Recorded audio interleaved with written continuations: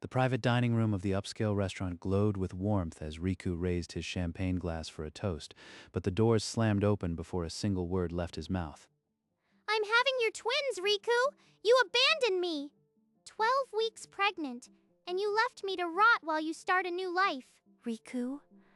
What is she talking about? Kaori. Of course she'd pick tonight. The room erupted into gasps and frantic murmurs, every eye shifting between the crying woman and the groom-to-be.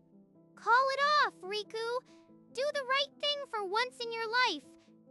Riku, say something, please. Stay calm. She wants a reaction. That's the only power she has. But Riku said nothing, and that silence became the loudest sound in the room. Mizuki's champagne glass slipped from her grip, shattering against the table edge. Oh, I'm so sorry. Did I crash your little party, darling? He was mine first. She's lying. She has to be, but why won't he deny it? Mizuki's trembling. I must speak, but if I answer now, Kaori wins. Judge Hoshino rose from his chair, his face a mask of stone, his eyes burning into the intruder. You see? Even her father knows something is wrong. Riku, stop hiding and answer me. Riku, look at me. Is there any chance? Any chance at all? That question cuts deep, but I won't lie to her, not even now. The entire room froze, 100 eyes fixed on the silent groom, waiting for the truth to break. And beneath the table, Riku's fist clenched, the only sign of the storm inside. Judge Hoshino stepped into the space between his daughter and the sobbing intruder, his voice cutting through the chaos like a blade. And who exactly are you to barge into my daughter's engagement party uninvited? I'm the mother of his children, and you stand there judging me? Curious timing. 2 years of silence and you appear tonight in front of all these witnesses. I was giving him a chance to do the right thing, but he ignored me. Father's tone. He already knows something. He always does. The judge isn't buying her act. That's dangerous for her. Enough dramatics. You will answer my questions directly, or you will be escorted out. Now. You can't threaten me. I'm the victim here. Ask Riku. He knows the truth. The room exhaled, every guest now watching the judge, not the weeping woman. The power had shifted. The judge's gaze locked onto Riku, the entire room hanging on his next words. Riku, answer plainly. Is there any chance you are the father of this child? No. We haven't seen each other in over 2 years. It's biologically impossible. Liar! You were with me 3 months ago. You know the truth. Riku didn't flinch. He simply met the judge's eyes, his voice steady and low. Miss, if you have proof, present it now. Otherwise, I suggest you leave. Proof? He's the proof. Look at his smug face. He's a smooth liar. Whispers erupted again, but this time, the guests were uncertain, their faces split with doubt. Riku, you offered to take a test publicly. Is that still your position? Absolutely.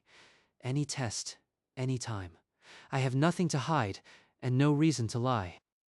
You'd humiliate me like this? In front of everyone? This is a trick. Kaori wheeled toward the exit, but Judge Hoshino's hand rose, a silent command that froze the room. 2 security guards stepped forward, blocking the doorway with immovable shoulders. This room is now a courtroom. Until I say otherwise, no one leaves. You can't do this. I have rights. I'm the victim here. The judge's gaze didn't waver, his silence more crushing than any shout. Let me go. This is kidnapping. Someone call the police. The police will indeed be called when I decide the time is right. The private dining room had become a crucible, every guest a witness, every glance a juror. Now, miss, we will proceed with the truth, whether you cooperate or not. But Judge Hoshino hadn't been unprepared. Days ago, in his private office, Riku had laid bare his past. Sir, I must be honest. My ex-girlfriend Kaori cheated on me multiple times. That's why I ended it. I'm aware this morning. My security team spotted her near this venue. I've already ordered a background check. I don't approve engagements without thorough vetting. I have a file on her. A file? You investigated her already? When it comes to my daughter's future, I leave nothing to chance. And so Riku recounted the nights he'd caught her with other men, the lies, the manipulation. The judge listened without interruption, his expression unreadable. Now in the restaurant, that same unreadable expression was aimed at Kaori, and it promised reckoning. Judge Hoshino reached into his jacket and pulled out a thin folder, his eyes never leaving Kaori's face. The folder wasn't thick with paper. It held a tablet, a single tap, and the screen lit up with a view of the restaurant foyer. On the screen, Kaori walked in, not crying, not doubled over. Her hand wasn't even on her stomach. This is from our security feed, time-stamped moments before your dramatic entrance. Kaori's face lost all color. The tears she'd been faking dried mid-sob.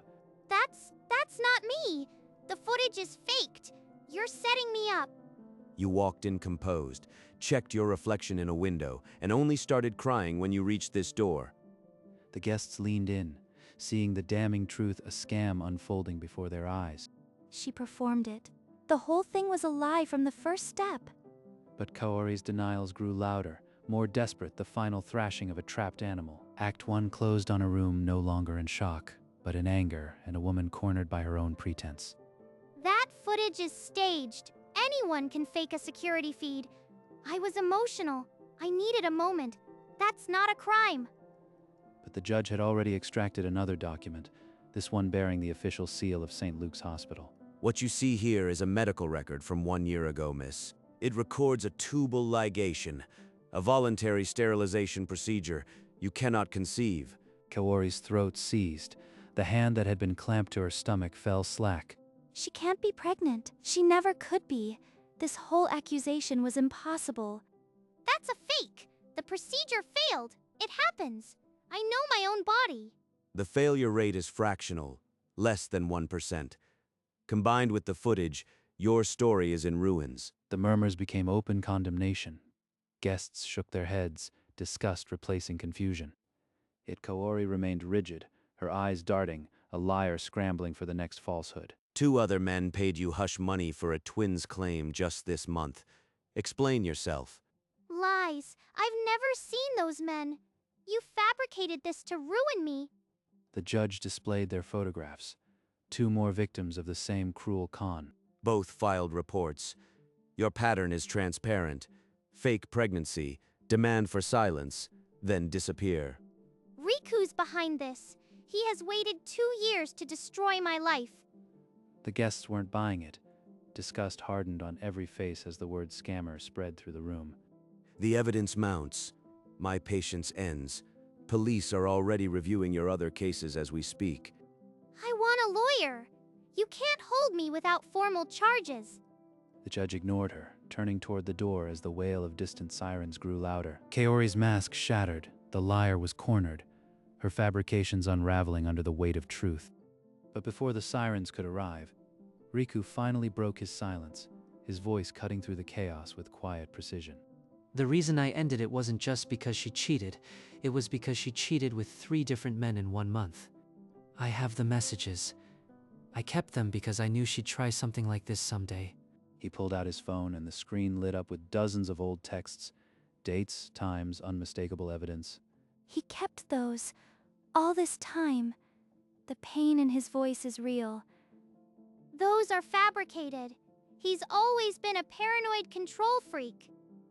I wish they were fabricated. It would mean I didn't waste 2 years of my life with a woman who saw betrayal as sport. Mizuki watched him, seeing not the groom who'd been silent, but the man who'd shouldered a burden alone. His pain is visible.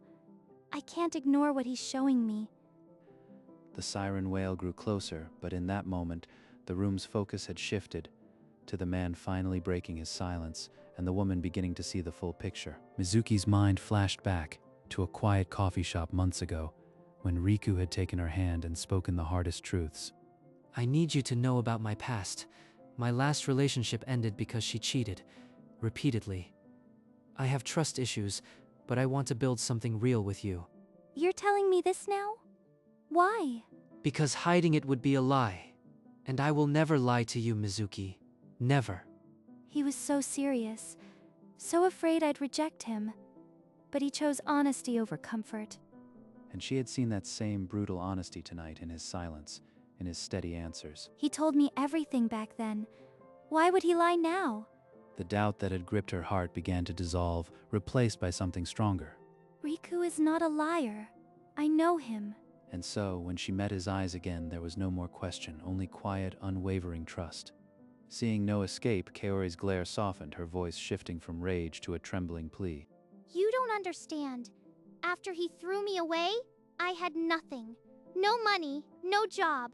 I only did what I had to. He ruined my life. I'm the real victim here. I needed to survive. But the room didn't soften. Guests exchanged glances, pity nowhere to be found. If you had just given me a second chance, none of this would have happened. It's your fault.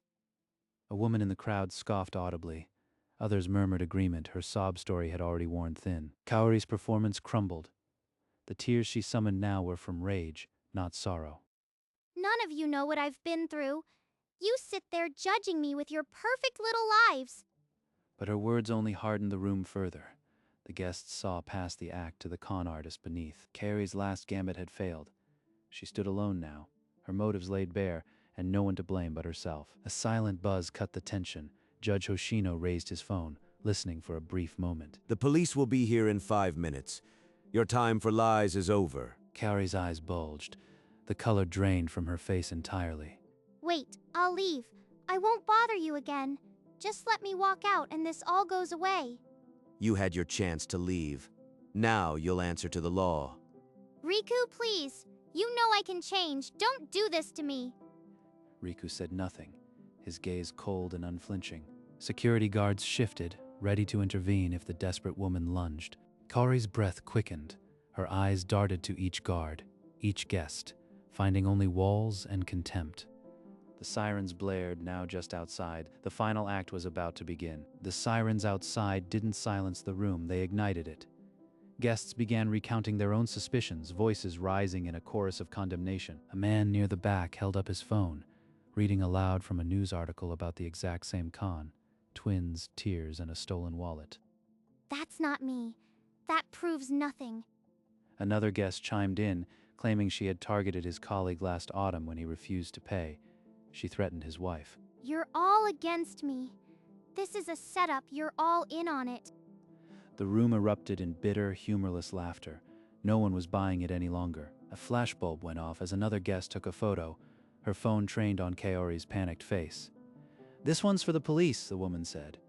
"And the internet?" Delete that. You have no right. Kaori's voice was swallowed by a storm of murmurs, her reputation crumbling in real time as the room turned into a public tribunal.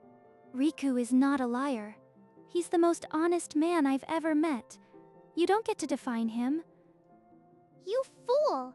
He's playing you like he played me. Kaori lunged, her hands reaching for Mizuki's throat, a primal shriek tearing from her lips. But Riku was faster. He stepped between them, catching her wrist in an unbreakable grip. Let go of me. You're all going to regret this. The security guards surged forward, pinning Kaori's arms behind her back and restraining her completely. He protected me without hesitation. This is who he truly is. Kaori thrashed against the guards, but they held firm. Her struggles only tightened their grip. The room echoed with gasps, the physical attack sealing her fate in every guest's eyes. Mizuki stood frozen, heart pounding, but her trust in Riku was now unshakable. Take her to the private waiting room. She will remain there until the authorities arrive. The security guards nodded, tightening their grip on Kaori's arms. You can't do this. I'll sue every last one of you. Her screams echoed off the walls as they dragged her toward a side door. The guests watched in silence, a grim procession. With a final shove, the guards pushed her through the doorway, and the door slammed shut. The room exhaled, but the weight of what had just transpired hung heavy in the air. The distant wail of sirens grew louder, a constant reminder that this was far from over. Act 2A ended not with resolution, but with the echo of Kaori's muffled threats and the promise of imminent reckoning. One question remained: what would the police uncover when they finally arrived? But even before the sirens stopped, the security chief had already retrieved the bag Kaori had dropped in her scramble. He unzipped it with gloved hands, and from the folds emerged something soft and flesh-colored. It was a silicone pregnancy belly, curved, realistic, a prop designed to fool onlookers. The chief held it aloft, and the room fell into stunned silence.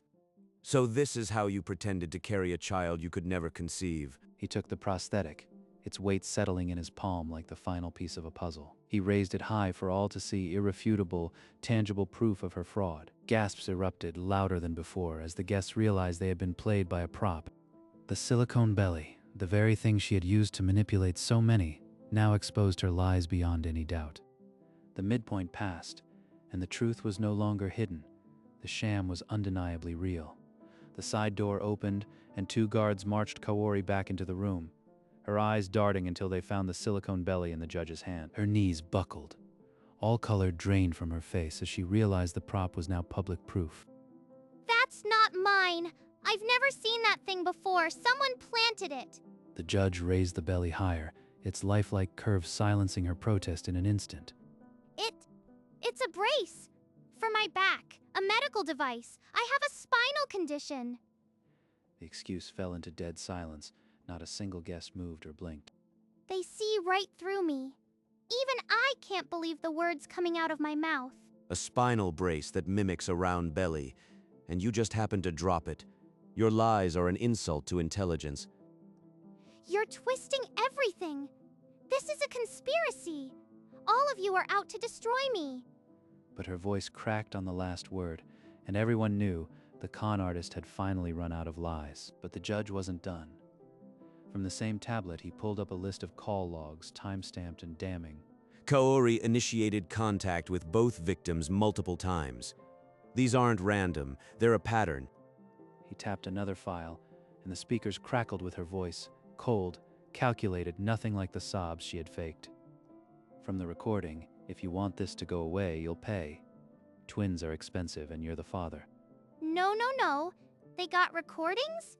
How? The room listened in horrified silence as the tape played on, a second man pleading, and her threatening to go public. Every word you've spoken tonight was a performance. This recording is your real voice. Kaori's head dropped. The mask was well and truly gone. The con artist was now just a criminal. And still the sirens grew louder, as if the world outside was closing in. As the sirens screamed outside and Kaori's sobs faded, Mizuki pulled Riku into a quiet corner, her hand finding his. Riku, I never truly doubted you. I was scared, but I know your heart. I was terrified you'd believe her. I couldn't bear the thought of losing you. His voice broke on the last word, and she saw the raw fear behind his calm. You won't lose me. Not now. Not ever. She squeezed his hand, her engagement ring catching the dim light. Thank you for trusting me, for seeing the truth when everyone else had questions. He needed to hear that. I'll never let him doubt again. They stood together, shoulders touching, facing the chaos as one. In that small pocket of calm, their bond was reforged, stronger than any lie. The blaring sirens cut off, but in their place came the muffled thud of boots on marble, getting closer. No, they're actually coming for me. Let me go. I'll pay you back double, triple. Just don't let them in. Her frantic struggles only made the guards brace harder, their jaws set. The main door swung open and 2 police officers entered, their presence instantly sucking the air from the room. Officers, this is Kaori. She is a known fraudster with multiple victims. The evidence is here. We've received the reports, ma'am. You're coming with us for questioning. Questioning? I've done nothing. This is illegal detention. The police stepped forward and the midpoint ended, not with a cry but with the heavy silence of impending justice. The lead officer seized her wrist, and before she could twist away, the handcuffs locked into place with a hollow click. This can't be real. They're actually arresting me. The officer began reciting her rights, his voice steady and detached. You have the right to remain silent. Anything you say can and will be used against you in a court of law. Silent? You've already destroyed me. What more can you take? Take her statement at the station. We'll provide the evidence file. The officer nodded, tightening his grip on the cuffed woman as she trembled. The room watched in grim silence, the weight of the moment pressing down on every witness. Riku? Look at me. Look what you've done to me. But Riku didn't look away. He met her gaze with the same unflinching calm that had carried him through the night. Riku, I'll drop everything. No charges, no accusations.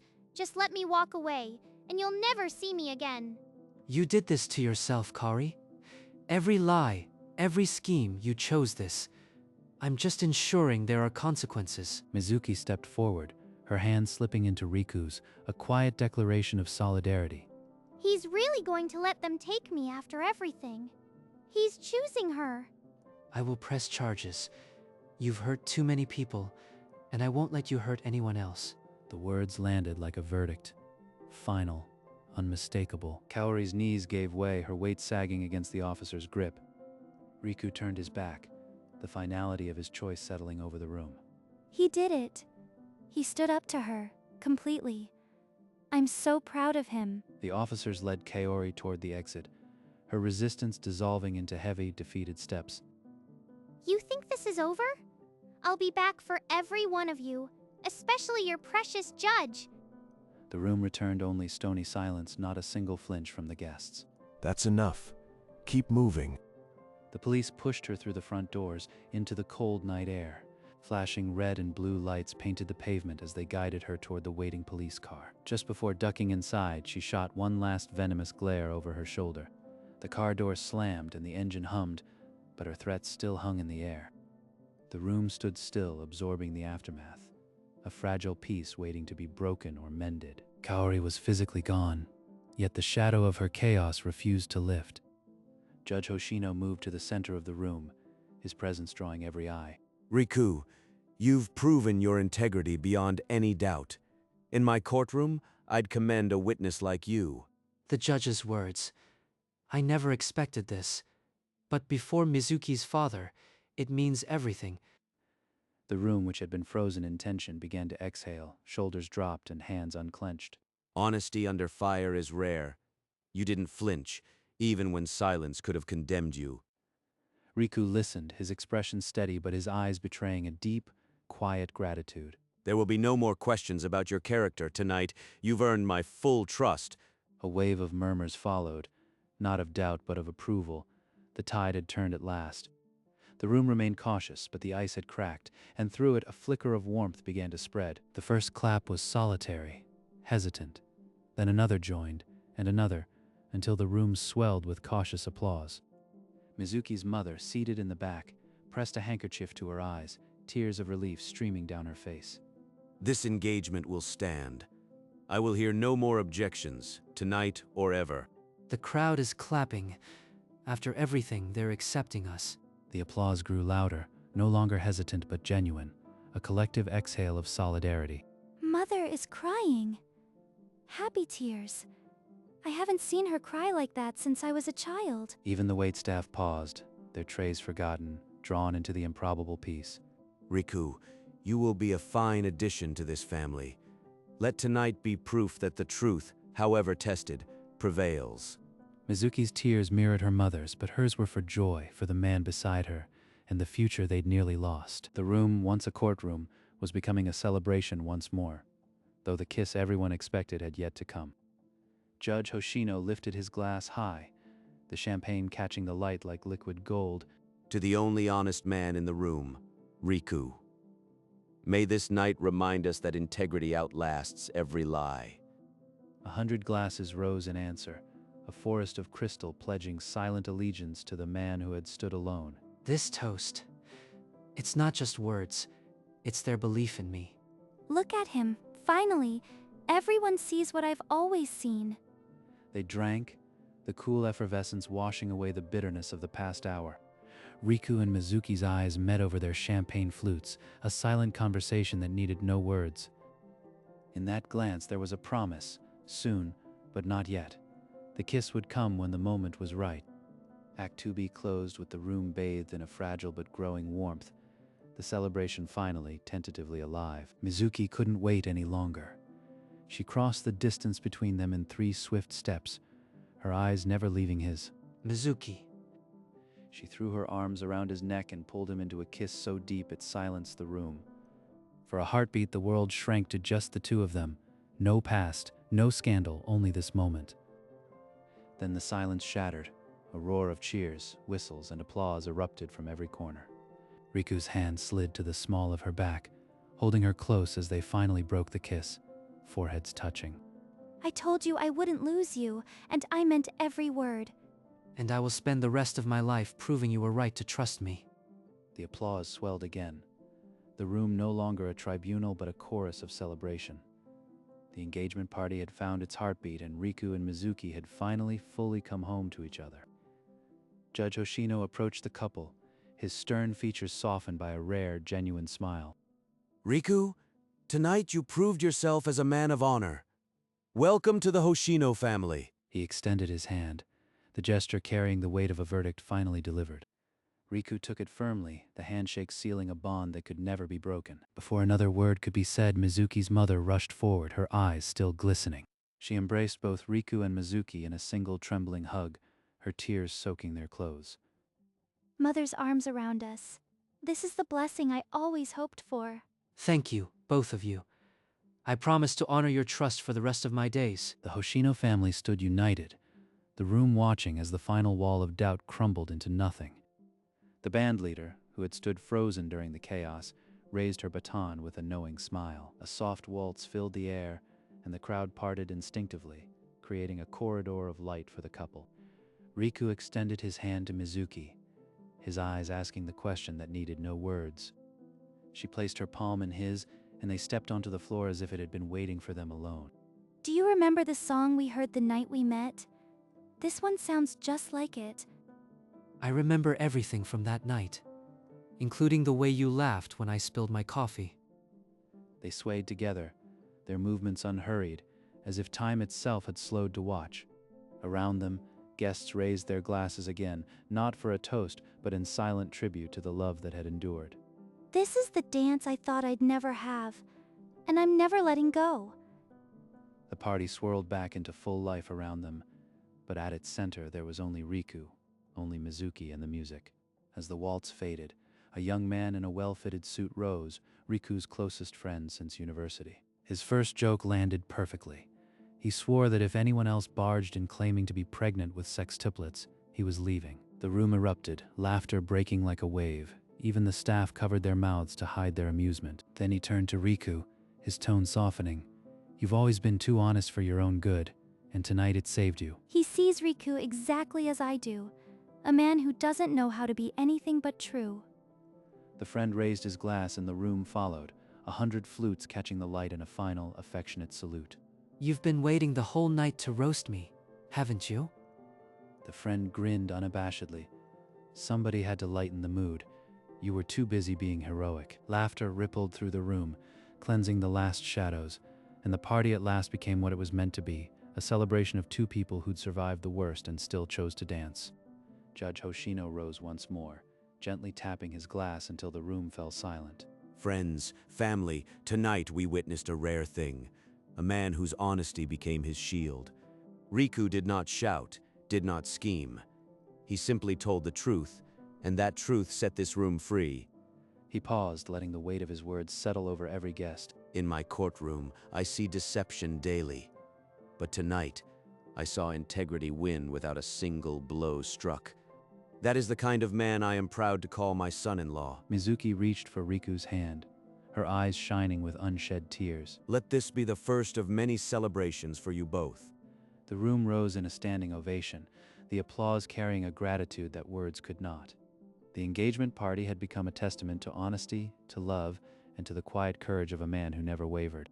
A sudden burst of gold and silver confetti rained from above, catching the light like frozen champagne bubbles. Riku and Mizuki stood in the center, confetti clinging to their hair and shoulders, yet neither moved to brush it away. They only looked at each other, their eyes sharing a conversation of relief, gratitude, and unspoken promises. The guests cheered, their laughter mingling with the music as the confetti continued to fall like a blessing. We did it. We survived the worst and came out stronger. This is just the beginning. He never stopped believing in us. Tonight proved we can face anything, as long as we face it together. Without a word, Riku pulled her close, and they swayed gently in the colored storm, their future finally feeling secure. The engagement party had not only survived the scandal, it had transformed into a memory no one would ever forget. Act 3A closed on a room filled with light and laughter and two people who had earned every single moment of it. The last guests filtered out one by one, their farewells growing faint as the doors swung shut. Riku and Mizuki found themselves alone, the music replaced by the quiet hum of the sleeping city. He took her hand and led her through the French doors onto the balcony, the night air cool against their skin. I used to think tonight was about proving ourselves to everyone else, but it was never about them. I'm glad I chose honesty, even when it was terrifying. It was terrifying for me too, but I'd rather face 100 lies with you than a peaceful life without you. He pulled her close, his arm wrapping around her shoulders as they gazed out at the skyline. Behind them, the last of the guests departed, the final door clicking shut as if sealing the past away. We came so close to losing everything. But here, in this moment, we have everything. Suspended between the city and the stars, they stood together unbroken, unshakable, and ready for whatever came next. Riku looked out at the sprawling city, then turned to Mizuki, his voice barely above a whisper. Being honest tonight was the hardest thing I've ever done, but I'd do it again. Always. I know you would. She leaned into his shoulder, and they watched the city lights blur into the first pale hints of dawn. The endless skyline promised infinite possibilities, and for the first time, fear had no place between them.